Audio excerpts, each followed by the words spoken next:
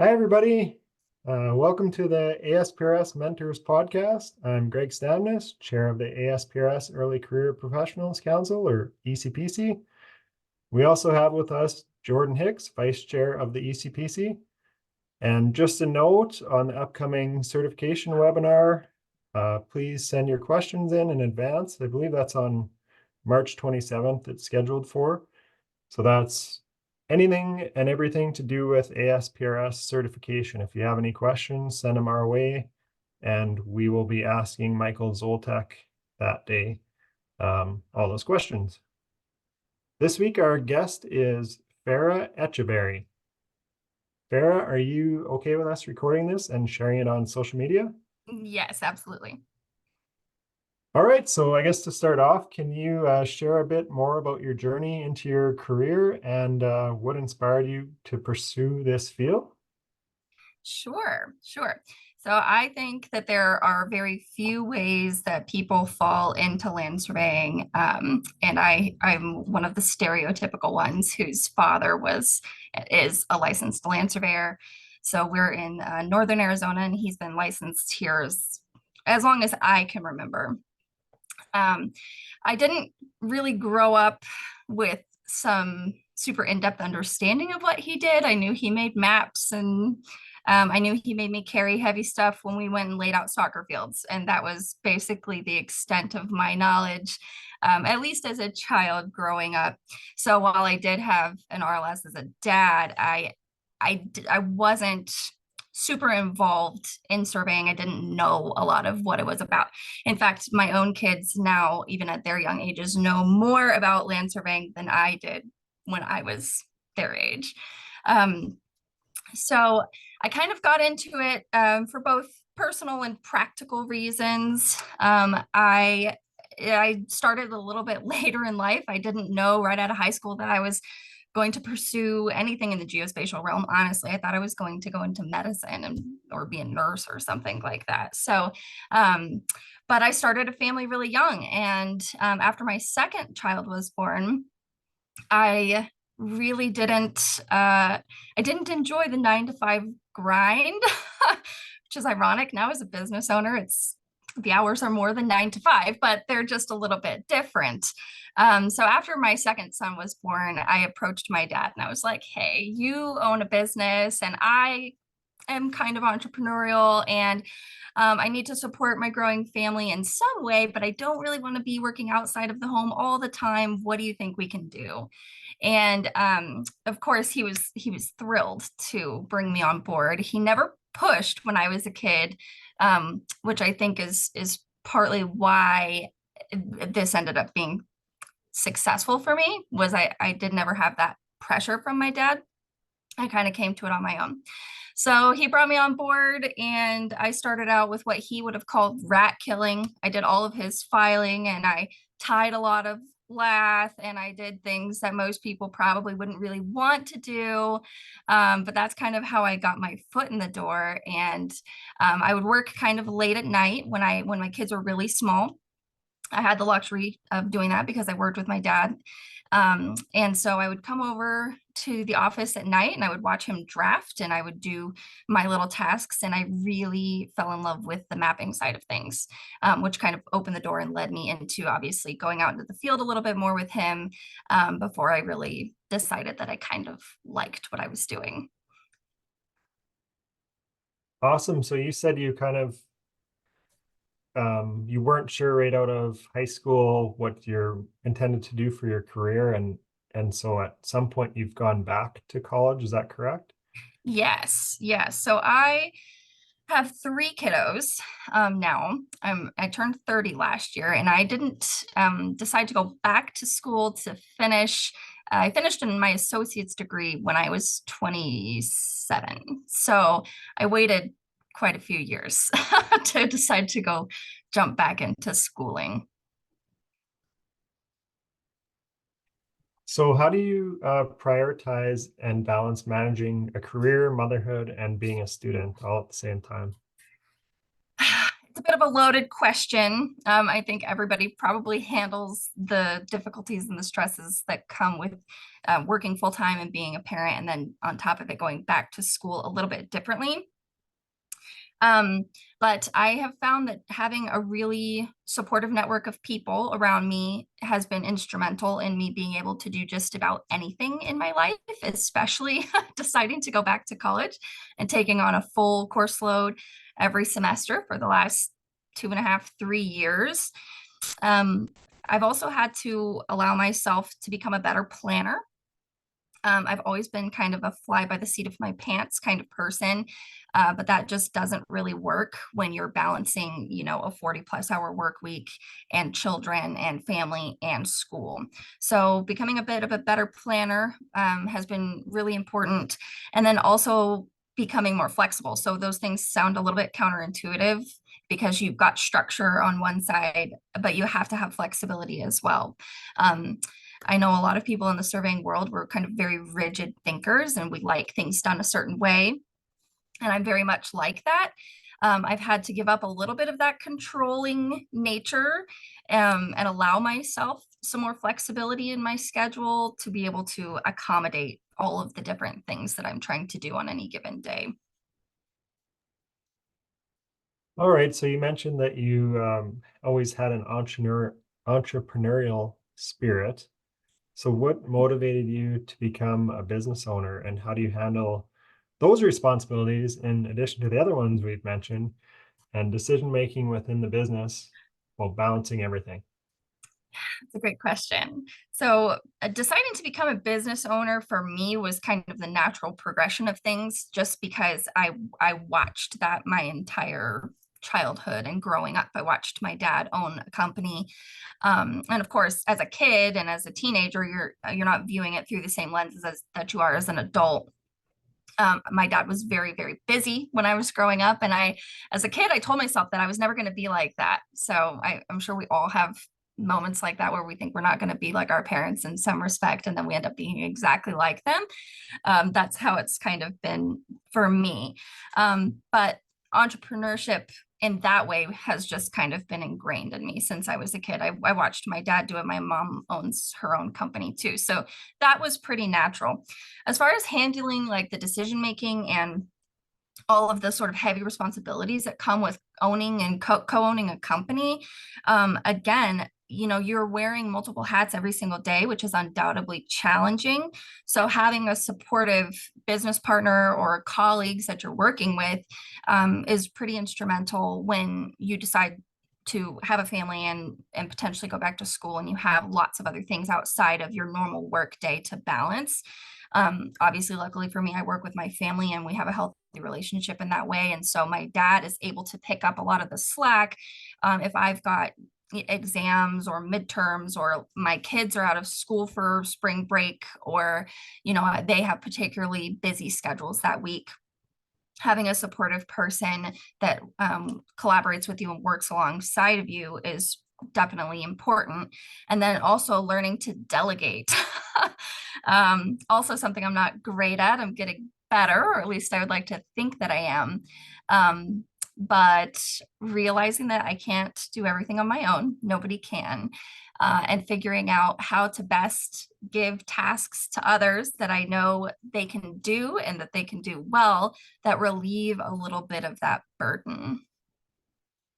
Yeah, I think if you have trouble delegating work, that's like an inherent trait amongst all geospatial people. So you're in the right Yes. field. Yes. I agree with that. So, were there any specific challenges you faced or reservations regarding when you were thinking about returning to college after a extended break, and how did you overcome them? Yeah, returning to college after a long break like that definitely presented its own challenges, but to be honest with you, a lot of them were self-imposed, and a lot of them were just kind of they're more mental challenges than they are physical challenges. The prospect of I guess 28 at the time that I decided to enter university. So I finished an associate's degree at my local community college when I decided, okay, I'm gonna go ahead and go and get my bachelor's degree. It of course brought up a lot of questions and concerns in my own mind about whether or not I was going to be able to accomplish that goal in a timely manner, and also in a manner that I would be proud of when I was finished. Because I think a lot of young people can relate to maybe entering into college and kind of doing the bare minimum to get you through, which is okay in some regards. But at the time, of course, as an almost 30-year-old woman, I knew if I was going to go back to school and I was going to, for me, I'm pursuing a degree in surveying and mapping, and we don't have a degree specific program in Arizona for that. So I'm attending out of state. So the tuition is higher, it's more expensive. And I knew if I was going to commit that I really wanted to do well. And I was concerned, of course, that with all of the other things going on in my life, I wasn't going to be able to give as much of my attention to the academic side of things as I wanted to. That was a concern. And then, of course, feeling throughout this process a little bit of regret having not done this sooner, which some people maybe think is a little bit silly, but it's a real thing to kind of, look at my peers and go, I wish I was done already, but I'm not. So those kinds of challenges and bumps in the road have been what has affected me the most, I would say. Okay. Well, I guess to make you feel better, I'm turning 40 in May and I'm still in school. So you're not It does that make me feel better. I did. Oh, I guess, and if anybody hasn't told you, once you get into this, it's like a commitment to lifelong learning. So you might think you're going to be done soon, but you probably won't be. I hear that. So traditionally, the geospatial and I guess land surveying profession in particular have been kind of male dominated. So have you encountered any gender related challenges and how did you navigate them? Ooh, another good question and a little bit of a spicy one. This one can be kind of controversial, but yes, as a woman in a field that has pretty low female representation, of course, I have encountered some challenges in relation to being a woman. But I will say that I haven't encountered them to the degree that I think a lot of people assume is the case or the status quo. So while I do run into those things occasionally, realistically, it's more online than I run into them in real life in my real career. I'm not dealing with a lot of that kind of thing on the daily while I'm at work, while I'm in the field and things like that. I get a lot more of it in the online space. So for me, I have found the most effective approach to kind of dealing with that kind of stuff is just by dealing with it head on and allowing my work to kind of prove my competence. There's little sense in arguing with people that just run off the assumption that women shouldn't be involved in any given profession. So just kind of allowing my skill set to stand alone is, for me, it's been kind of the best way to deal with that kind of thing. I do think, of course, it's important to call out sexism when we see it. We want to keep things inclusive, and women add a lot of value to surveying and to the geospatial professions. And so, of course, if it's blatant, I would address it. But yeah, for the most part, I'm not dealing with it too much, and I like to just kind of let my work speak for itself. Yeah, I think that's an awesome strategy. I think that's again, I'm in a male dominated industry, geospatial slash science, and I think that's the best way that anybody of any you know, anybody, their skills are what kind of drives them forward and makes them stand out. Yeah. And yeah, that's definitely the best strategy. So I guess I think we're hitting this one hard. The managing all these things, you have so many hats. So do you have any practical tips or strategies? You mentioned like delegating. Is there anything else you can add in relating or in regards to balancing work, family, education, and efficient time management? Yeah, I created a little list for myself because I was like, what are my practical tips for doing this, because you're kind of living in it and I'm not thinking about it in that way all the time Yeah. of how I might guide somebody else through a similar experience. Um, so a couple of important ones I think are prioritizing your tasks. So focusing on completing the high priority tasks first, um, allow you to kind of focus in on your responsibilities at home later. So figuring out how to line up your day in a way that you're going to get the most important things done first, so that you're not stressing out that you didn't get it all done at the end of the day, because nobody can, but that you hit those things that are the most important, so that when you're home you can really be present at home. I think that's important.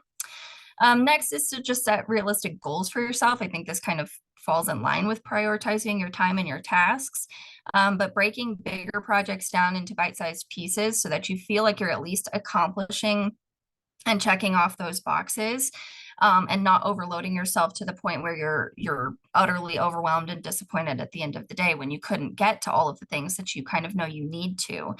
If you set realistic, smaller goals, they're much easier to achieve and keep yourself kind of in a positive headspace moving throughout the week.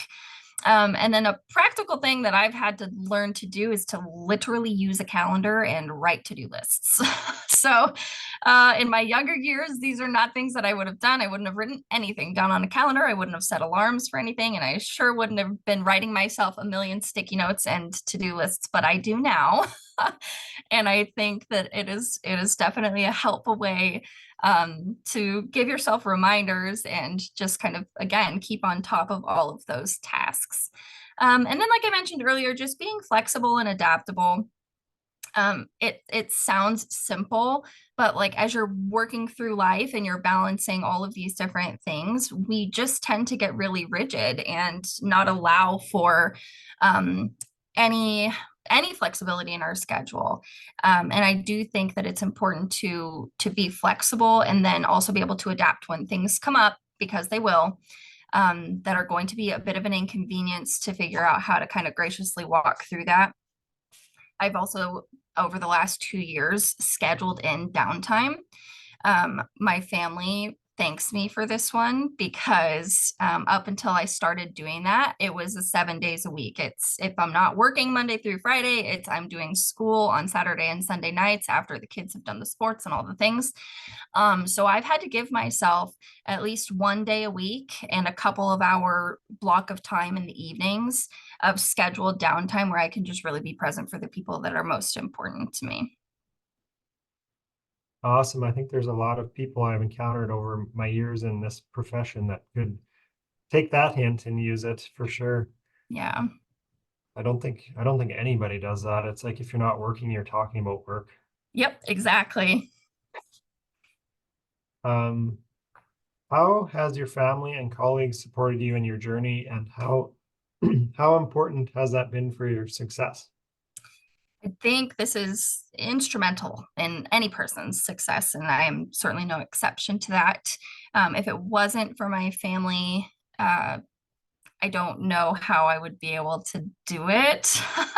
And that's on two ends of the spectrum. So it's practical support.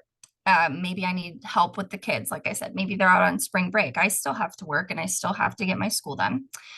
So having family that's willing to pick the kids up and watch them for me or take them to sports or whatever, those practical applications are really important to my success. And then also the emotional part of things that I think sometimes we kind of negate or diminish, how much of a sort of an emotional impact having so many things to do every day, high stress things, it takes a toll on a person. And so to have a really tight network of people around you who are rooting for you and supporting you emotionally when you maybe can't lift yourself up, you have somebody else on your side like cheering you on. They can kind of carry some of that weight for you when you're working through moments that are particularly difficult. So yeah, my family, they mean everything to me, and they've been a huge part of the reason that I'm able to manage all the things that I do on any given day.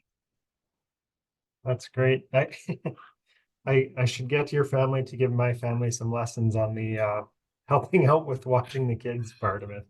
Um, Again, it goes back to this idea of delegating. Like I obviously I can't delegate all of those types of tasks like to my parents, but I will say maybe another practical piece of advice is learning how to ask for help. Because again, like people I've learned in our kind of realm of work are very independent.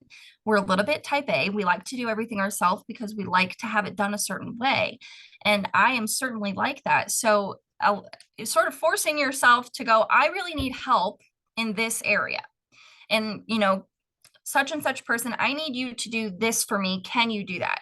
Instead of sort of, expecting maybe that somebody's going to be able to read your mind and be able to see like, oh, you look like you really could use some help. Usually they can't.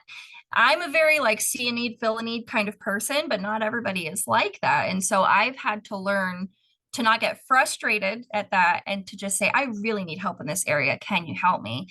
So it's a little bit humbling, but that is how I've sort of in essence been able to train the people around me to help me with those tasks, because otherwise they look at you like you're Superman or Superwoman. They think you've got it all covered, you're good to go, you can do it all, and that's a compliment, but realistically it's not possible. And so figuring out how to ask for help in those moments is important. all right, I'm gonna take your advice. I'm gonna try it out and Give it a go. see. Okay, definitely will. So for younger geospatial professionals or those considering a career change, what advice do you have based on your experience? Oh man. Can I just add to that? And you don't Sure. have to answer it. What were you doing before, like before you got into surveying? You said you were I thinking about being a nurse? Yes, I was. So I was working through at my community college all of the prerequisite courses to get into nursing school. So I had finished all of those, and I sat for the entrance exam to get into nursing school, and had this like sudden realization that I absolutely hated other people's blood. I didn't want to do it. It was like, what am I doing? It felt like, I think for me out of high school, it felt like this is, nursing is a solid career. This will, get me to where I want to go in life and allow for financial stability and all these types of things. And so it just felt like, yeah, that's the thing for me to do. Until I really sat down with it for a minute, I was like, I don't think I like that at all. So I did work in that arena for a little while. I worked as a CNA for years before I got pregnant with my second son, and I was like, I don't want to do this anymore. And that's when I approached my dad.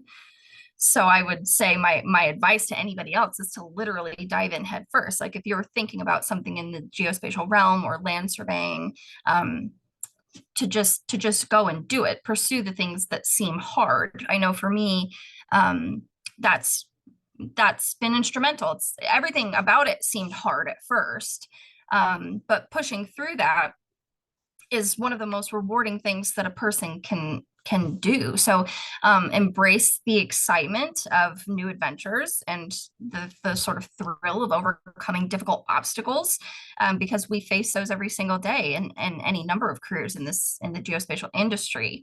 So every challenge that you kind of conquer becomes a testament to your resilience and your capabilities, and you just start building your resume.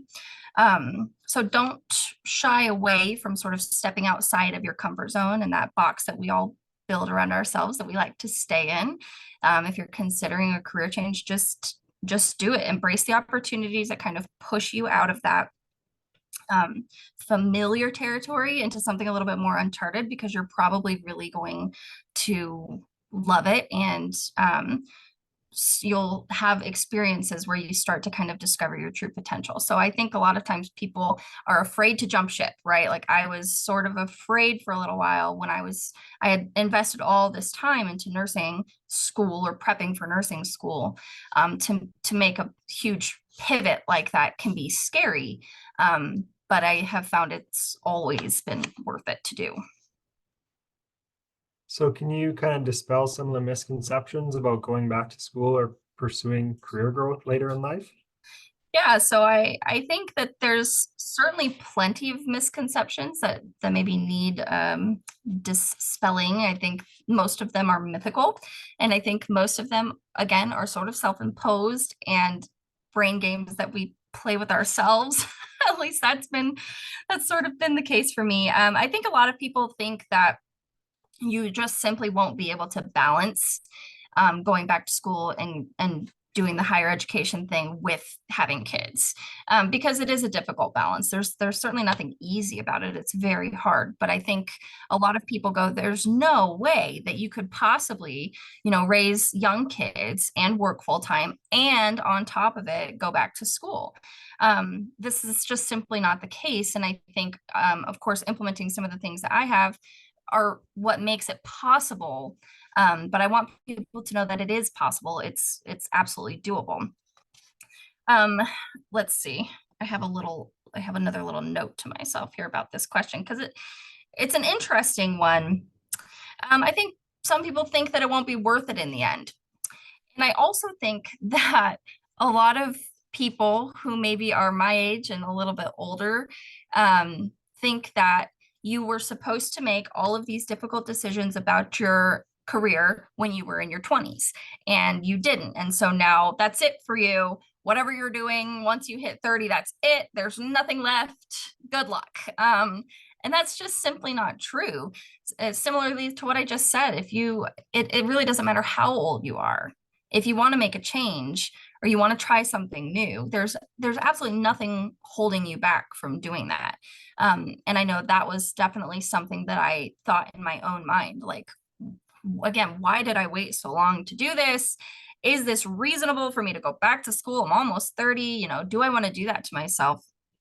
But I definitely am a proponent for helping women and others to just believe that there are big life decisions that you can make after your 20s. And that's okay to maybe feel a little bit behind the eight ball, but realistically, like time in that essence doesn't really matter. And all the decisions we make in our 20s are usually the best ones, is what I've learned. Yeah. I guess just to kind of a thought that was going through my head there when you were speaking was part of like that balancing your time. So you're balancing children with work and school, and you're relying on others to help you. But part of that learning to balance that time is a skill that you're learning, in doing that is directly applicable to the rest of your career in whatever you're doing. So, Yeah.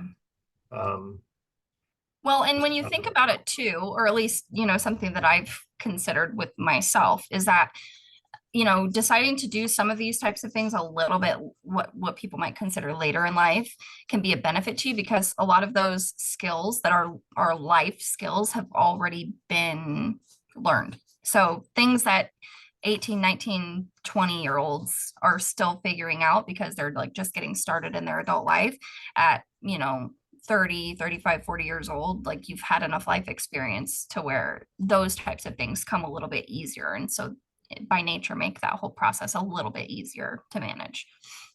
yeah, I find school is a lot easier as I'm older than it was when I was 20 because I had lots of Definitely. distractions. Yep. And also that I retain knowledge better because Yeah. back then, like you said earlier, I just wanted to get in there, get it done, and get out of there. And now I'm like actually interested in learning. So, Exactly. Yeah, I've had the same experience. all right. So, in our we had a meeting here before this and we discussed things. And you mentioned that you look for podcasts that share stories of balancing career and home life.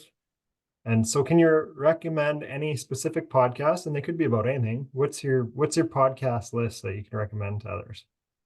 Well, I'm a big podcast listener.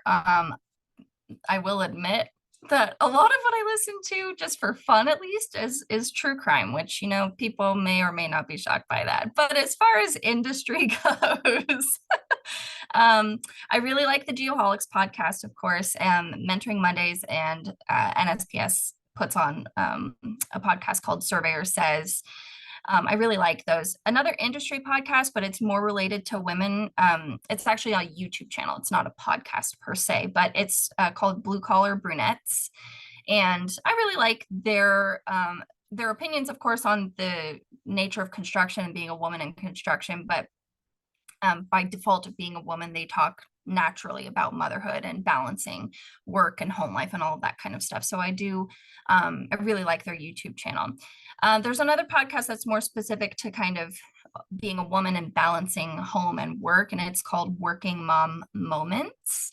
And they share just kind of little tidbits and practical tips again on scheduling and just kind of managing your home while you're also working full time and potentially, doing other things as well. So I really like all of those. And in addition to podcasts and YouTube channels and things like that, I've personally found that social media platforms are a huge source of encouragement, and you can find insane amounts of like-minded people that you can dialogue with and have these types of conversations with on Instagram, on LinkedIn, and places like that. And I have found that social media to be really an invaluable resource and source of support. Awesome. Yeah, that's great info. LinkedIn is like weird. I used to call it like Facebook for old people, but now I use it as like a source of information. It's so Yeah. weird. Yeah. So what are your future goals in the field of land surveying, and how do you plan to continue balancing all your various hats in the coming years? Lots of goals. I have lots of goals. I suppose in the not so distant future, graduating from East Tennessee State University with my degree is coming down the pike pretty shortly for me, which I'm excited about. And with that comes sitting for my national exams, which I've slowly started to study for. So those are probably the biggest sort of life things that are coming within the next maybe year or so for me. Which I'm very excited about, and that both of those will, for me, mark kind of significant steps forward in my career. So that's exciting. Long-term goals for me, of course, part of the reason that I decided to go back to school was because I want to pursue multi-state licensure, and a lot of the states that I'd like to get licensed in require the 4-year degree. So down the road for me, I see becoming licensed in various states across the country, which is exciting. I'm currently committed and plan to stay committed to my Young Surveyors Network here in Arizona, and also to our national Young Surveyors Network efforts. That's really important to me. Eventually contributing in a broader spectrum to my state association after I've become licensed. That's another big goal of mine, because contributing to some of these organizations just kind of allows me to feel like I'm giving back and helping to sort of shape the profession's future. And then beyond some of those just like career, personal goals and milestones of mine, I'm passionate about outreach. And I've used my own social media platforms to kind of showcase the diverse and rewarding aspects of land surveying, and that a career in surveying in particular can be incredibly fulfilling even for women. So I would like to continue to maybe work through mentorship programs and perhaps like educational workshops, and other maybe public speaking engagements to continue to support the profession. And that way, way down the road, I may like to teach one day. I'm not sure. Awesome. Can you explain Young Surveyors Network a little bit? Yeah, so our Young Surveyors networks, I won't have the specific numbers for you, but a lot of states have individual Young Surveyors networks that are basically built to support people in the industry that are essentially 35 years old or younger, or 10 years post graduation from a degree program in surveying. And we've kind of built them to just where people can find a lot of camaraderie, practical help. There's mentorship programs built into that, and then a lot of outreach, because land surveying, the average age of the land surveyor in Arizona has got to be in its late 50s to early 60s. And that's not special to Arizona.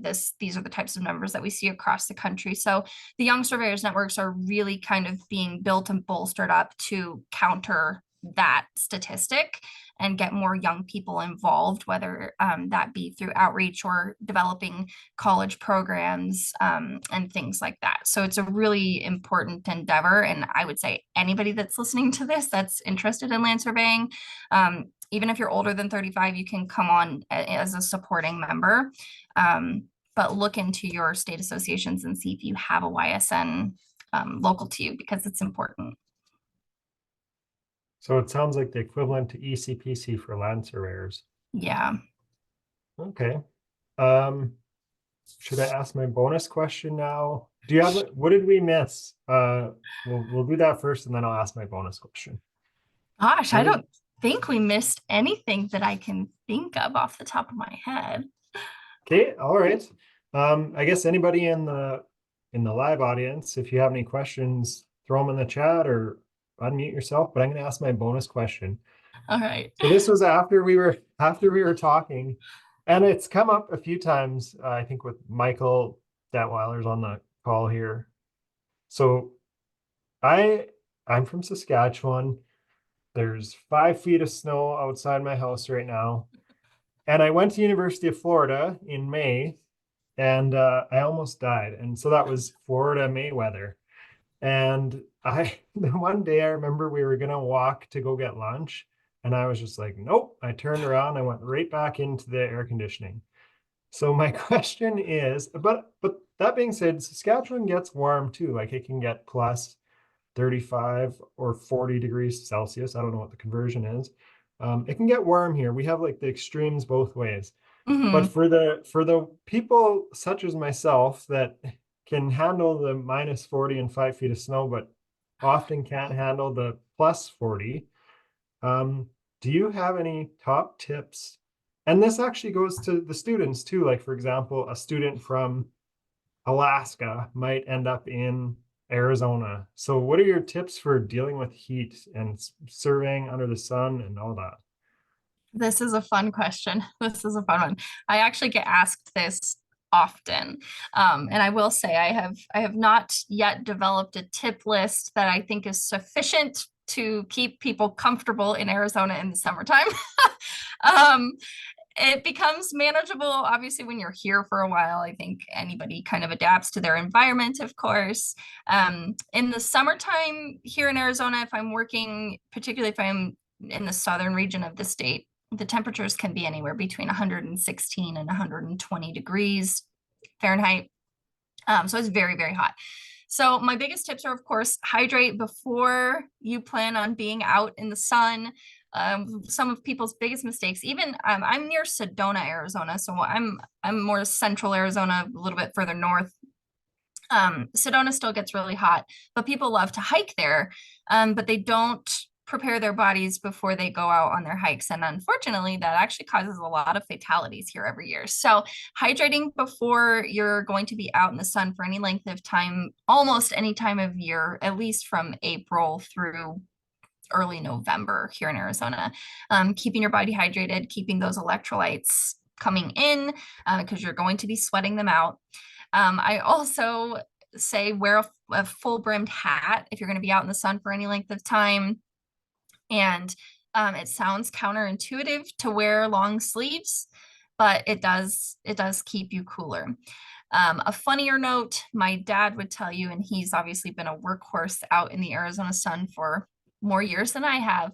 He says, drink hot coffee. That's Don't the ask me how secret. that makes sense, but that's what he does. And that man never acts like he saw it. So, You know what? There could be something to that because I worked with a guy who would drink hot beverages during the day, and then we'd get back to the hotel and I'd say, like, oh, I can't wait to have a cold shower. And he's like, no, have a hot shower. And I was just like, what? And he had some explanation for it, how it worked, but I didn't yeah, my I dad didn't and take I it away. joke all the time, and I honestly do wonder, maybe there has been some kind of experiment done. Somebody will have to let me know. But him drinking hot coffee in the summertime, I'm just wondering if it raises his internal body temperature to match the external, and so Yeah. he reaches like symbiosis, and everything's just peachy for him.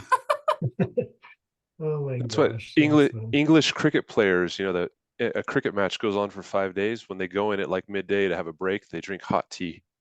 It's the same thing. Interesting. It's Yeah. fascinating to me. This is some ancient wisdom from like the Egyptians that we're just Yeah. relearning right now. Yeah. All right. Well, that's all I had. Is there any live questions here? There's usually one. Farrah, It's Farrah, this is Michael. I had a question to continue the theme. You're a woman, so I was going to ask you a woman related question, and it was a bit spicy. So if you don't mind, Sure. just about women in management. I'll lead into it. It's kind of long, but you'll understand where I'm coming from. So I work for a company. I don't know, 400 some odd employees. We have one woman on our board of directors. She obviously is a staunch supporter of women or women being in management. Um, one thing I think about this podcast is like we have so many different people, but we all kind of have similar stories, which I think is fascinating. But with just thinking, just listening to your story and your responses to the questions, this individual in my company, tries to promote women in management, but I've heard from a lot of people that are kind of like at my level or um, my years at the company. There's a lot of women that are happy to be professionals, but they have children, they've fairly young kids, and they want no part of management.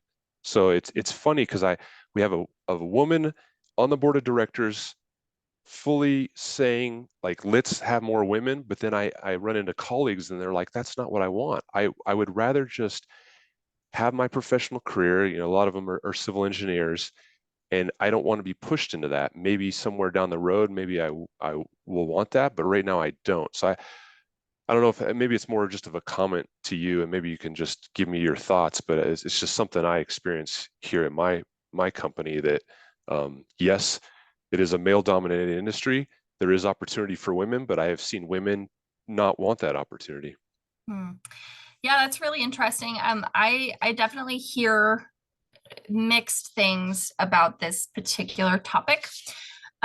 I guess coming at that from obviously from a female perspective, I think a lot of the time when younger women are in kind of the height of their professional career and they're also in the height of raising a family, they have so many responsibilities that are external to their job. Let's say they really love their job, maybe as a PE or as an LS or whatever the case may be. They love their work. They manage their home. So I think sometimes we kind of perhaps don't want to take on that additional managerial role because we really like to kind of dig into like the nitty gritty of our chosen profession and our chosen career path versus managing others and how others are doing it while we are kind of in the sort of season of life where we're really managing everything else on a personal level at home. The idea of adding sort of extra responsibility in that way could maybe be potentially be a turnoff for some people. But aside from that, I definitely think it's probably more of just a personality thing than I think it is a gender thing. If you found the right fit, the right woman, that kind of is looking at managing as her eventual career goal, using maybe being licensed in whatever area is like that stepping stone to eventually kind of being other people's boss.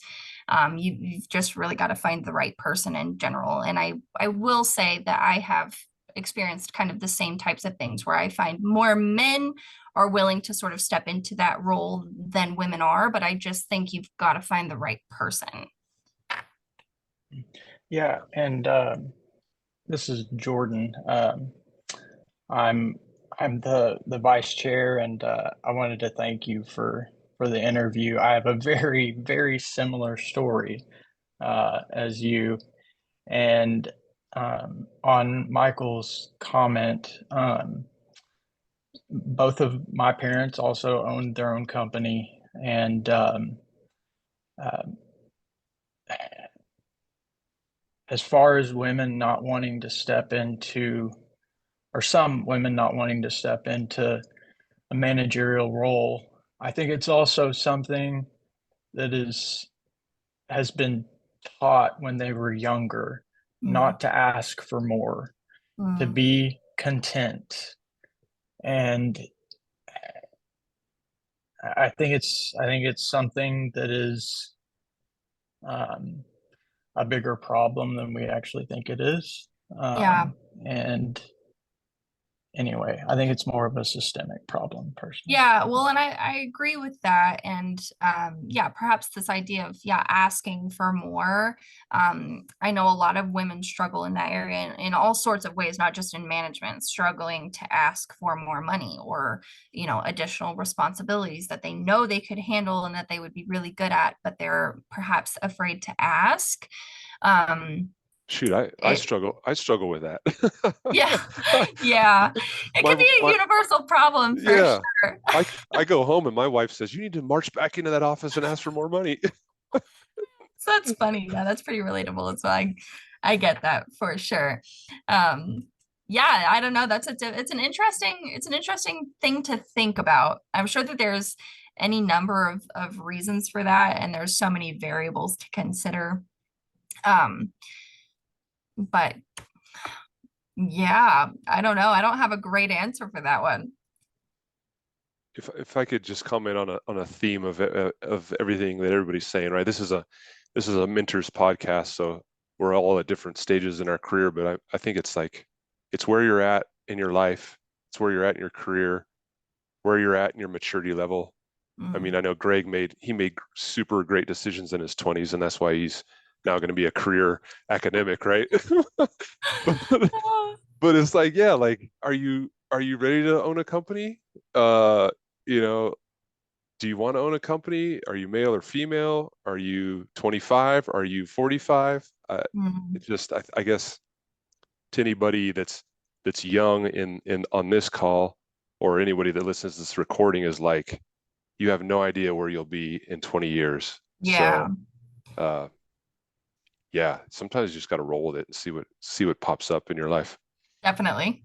Also, yeah, go ahead, Greg.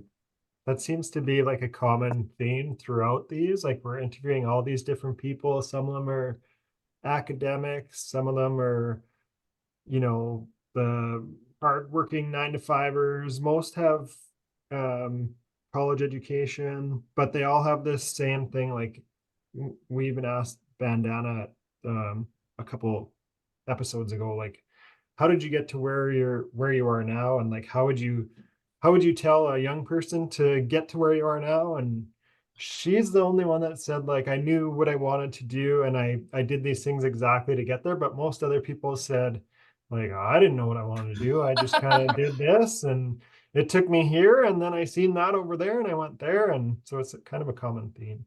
Yeah. Yeah, you mentioned something also. I like your the challenges and the decisions that you made at a time where you're already busy and occupied with so many things. And this is exactly what happened to me. You mentioned something you might end up teaching. I was in the industry and I felt every time I go to universities, I tell them I want to teach. They tell me you don't have a PhD. You have to go get a PhD. So it was there in my mind. And then I decided to come when I'm already, like, as you said, everybody, you're not in a position to go back to school. You're supposed to be working. Are you crazy? And everybody started telling me this. So I came back and I just got my PhD 2 years ago. Awesome. And now I'm teaching, and I look back, I felt like every single thing that I went through, even being late in taking the PhD, make me more like, I would say, enjoy that it's a mature decision. It's not like if I go and I do it, I don't know if I will continue teaching or not. But now, so taking a decision that takes time, make you feel like, or it's a sign of how bad you want it, and then you go and do it. I like that. Yeah, so, and that's what I see in your journey. All the decisions that you took were something that is mature, and you felt, now I'm ready, I want to do it, and it wasn't like as complex or challenging as it's supposed to be. Thank you for sharing this journey with us. Thank you. Yeah, thanks so much for your unique journey and sharing it with everybody. We always learn so much attending live, and I hope that we're providing back to the other people watching on YouTube as well. But yeah, it was great to hear. If anybody wants to reach out and learn more about you or get in touch with you, what's the best way to do that? The best ways to get a hold of me, and I'm a pretty easy person to get a hold of, are definitely LinkedIn. So you can find me just using my name, Farrah Etcheverry, on LinkedIn. And then also over on Instagram, my handle over there is the @ Ladyland_surveyor. And if you go over to my Instagram page, you'll be able to find a little link in my bio there that provides my email address and all that good stuff to be able to get a hold of me. Awesome. Well, thank you so much. And thank you for doing this. Thanks so much for having me.